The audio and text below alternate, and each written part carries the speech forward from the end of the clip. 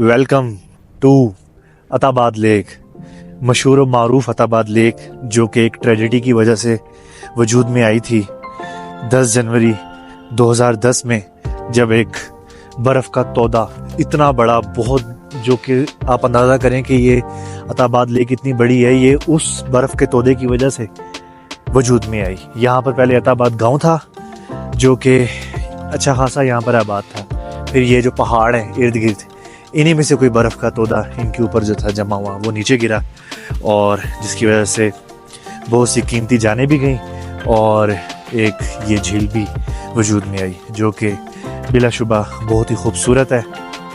तो बोरित लेक के बाद मेरे ख़्याल से ये झील अताबाद की झील आती है, मेरे ख़्याल से हुंज़ा में, क्योंकि बोरित लेक जो है वो ज़्यादा खूबसूरत है, क्योंकि वहाँ पर ग्रीन कलर आपने देखा है। अताबाद लेक जो है ये है संगलाख पहाड़ों के दरमियान, बोरित जो है वो भी पहाड़ों के दरमियान ही है, लेकिन वहाँ पर कुछ ग्रीनरी भी मौजूद है। खैर, अब हम यहाँ पर बोटिंग का एक्सपीरियंस करते हैं, कुछ कैसा है, लेट्स सी। शाम के 6:30 बज रहे हैं और हम होपर वैली से होकर इस टाइम अताबाद लेक की जो टेरिटरी है उसमें एंटर हो चुके हैं। तो जी, वेलकम टू अताबाद लेक। ये सामने पहला टनल है और ये मेरी लेफ़्ट साइड पर अताबाद लेक यहाँ से तकरीबन शुरू हो जाती है, और यहीं से ही सारे होटल्स और रिसोर्ट्स वगैरह जितनी हैं, ये जो पहला टनल आता है उसके साथ से ही ये नीचे की तरफ रास्ता जा रहा है, जो कि आपको जो पहली खेप है रिसोर्ट्स और होटल्स वगैरह की तरफ जाने की, वो ये है। अगर आप ये टनल पास कर जाएंगे तो फिर जो मेन एंट्रेंस है अताबाद लेक की वो आ जाएगी, जहाँ पर दूसरे लेक्सस टाइप के दूसरे रिसोर्ट्स हैं और अताबाद मेन बाज़ार जहाँ पर है, मार्केट है। तो हमें तो यही बेस्ट लगा था।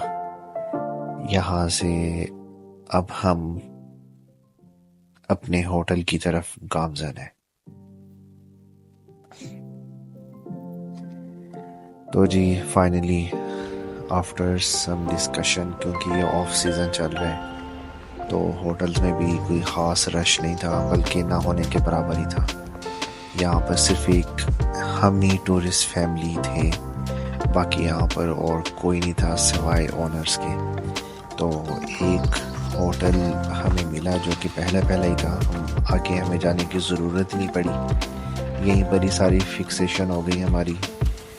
रूम्स भी अच्छी कीमत पर मिल गए और बाकी सर्विसेज भी उसमें अच्छी इंक्लूडेड हैं।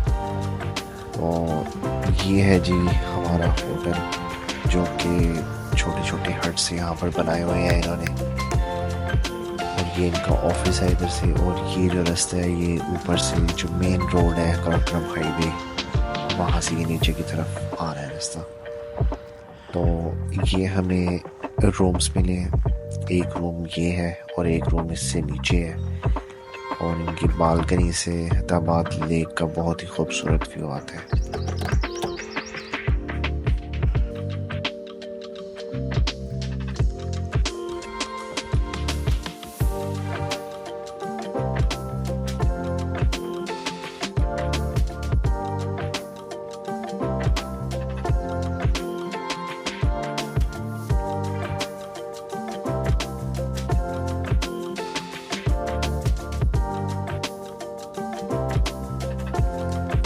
हुंजा से अताबाद आते हुए ये पहला टनल है।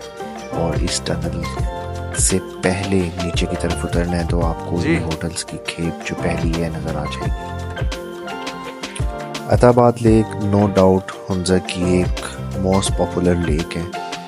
ये अपनी ट्रेजिडी की वजह से भी बड़ी मशहूर है और अपनी खूबसूरती की वजह से भी बहुत मशहूर है। और ये सबसे बड़ी लेक है, ये भी इसकी एक रीज़न है मशहूर होने की। लेकिन ये जगह एक प्योरली फैमिली एक्टिविटी का एरिया है। यहाँ पर आपको बोटिंग और पिक्चर स्केयर के अलावा कोई ख़ास एक्टिविटी यहाँ पर करने को नहीं मिलती। तो इसलिए अताबाद लेक पर मैंने अपना पूरा दिन ज़ाया नहीं किया, बल्कि मैंने एक डिस्ट्रीब्यूटेड वे में अताबाद लेक को एक्सप्लोर किया। पहले मैंने यहाँ पर नाइट स्टे की, क्योंकि थोड़ी देर पहले आपने वीडियो में देखा मैं शाम 6:30 बजे यहाँ पहुँचा था हुंजा से, इनफैक्ट होपर वैली से।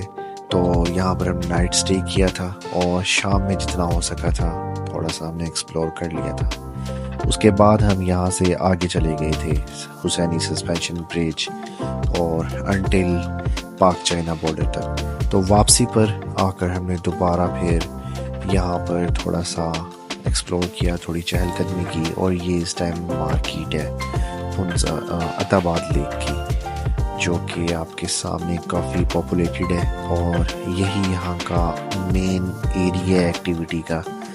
यहाँ पर हर किस्म के रेस्टोरेंट्स आपको मिलेंगे और यहीं पर ही आपकी बोटिंग वगैरह की या पैराग्लाइडिंग जो भी है वो सारी एक्टिविटीज़ की लिस्ट और यहाँ पर सारी इन्फॉर्मेशन आपको मिलती है। और यही एरिया है, यहाँ से ही आपके जो जितने भी इनके मेन होटल्स वगैरह हैं, रेस्टोरेंट्स हैं, वो भी सारे इसी रास्ते से ही आते हैं। तो जहाँ पे मैंने स्टे किया था लास्ट वीडियो में, वो एरिया इससे थोड़ा सा कट कर है, थोड़ा सा हट के है। वो बिल्कुल अताबाद लेक का शुरू का पॉइंट है और ये जो है ये मेन एंट्रेंस है, मेन पॉइंट है अताबाद लेक का। तो खैर ये जी यहाँ पर सारी एक्टिविटीज़ करने की एक फहरिस्त लगी हुई है। तो खैर बोटिंग का हमें कुछ ख़ास यहाँ पर शौक़ नहीं था, तो हमने यहाँ पर बोटिंग वगैरह नहीं की, सिर्फ एक अच्छा एनवायरनमेंट एंजॉय किया। आपके सामने है, इतना ज़्यादा रश नहीं है, जो कि अच्छी बात है। अगर ज़्यादा रश हो तो ये काफ़ी पॉपुलेटेड हो जाता है और कंजस्टेड हो जाता है, जिसकी वजह से यकीनन मुझ जैसे बंदे को तो मज़ा नहीं आता है। खैर